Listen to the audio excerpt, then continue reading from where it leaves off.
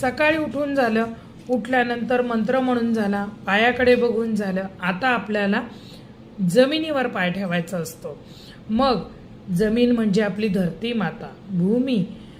ह्या भूमीला दररोज नमस्कार करावा, कारण की तिला नमस्कार केल्याने आपल्याला एक अनामिक ऊर्जा प्राप्त होते. कारण की तीच आपल्याला दिवसभर सांभाळत असते. कारण आपण किती दिवसभर चालतो, घरातली सगळी कामं करतो. विचार करा, आपल्याला जर ऊर्जाच मिळाली नाही तर आपण कामं कशी करणार? बरोबर आहे ना? म्हणून ही ऊर्जा आपल्याला आयुष्यभर दररोज प्राप्त व्हावी म्हणून हा उपाय करायचा आहे. तर तो उपाय करताना पहिल्यांदा धरतीला नमस्कार एक हाताने करा, 2 हातांनी करा, जशी तुमची. एक हात तरी किमान धरती मातेला असा जोडावा आणि मंत्र म्हणावा. समुद्र वसने देवी पर्वतस्तनमंडले विष्णुपत्नी नमस्तुभ्यं पादक स्पर्शम क्षमस्व मे. की हे माते, मी दिवसभर तुझ्यावरती आता पाऊल ठेवून चालणार आहे, तर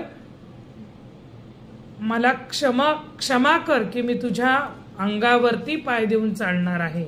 म्हणून तिला नमस्कार करून क्षमा प्रार्थना ही करायची आहे आणि तिच्याकडनं ऊर्जाही मागून घ्यायची आहे.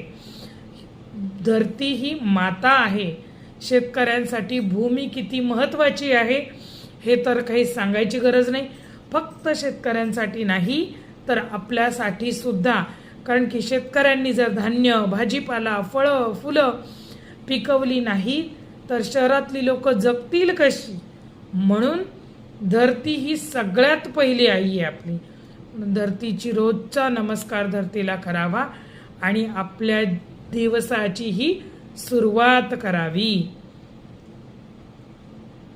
उपाय कसा वाटला मला कमेंट बॉक्समध्ये जरूर कळवा. जय भवानी, जय जगदंबा.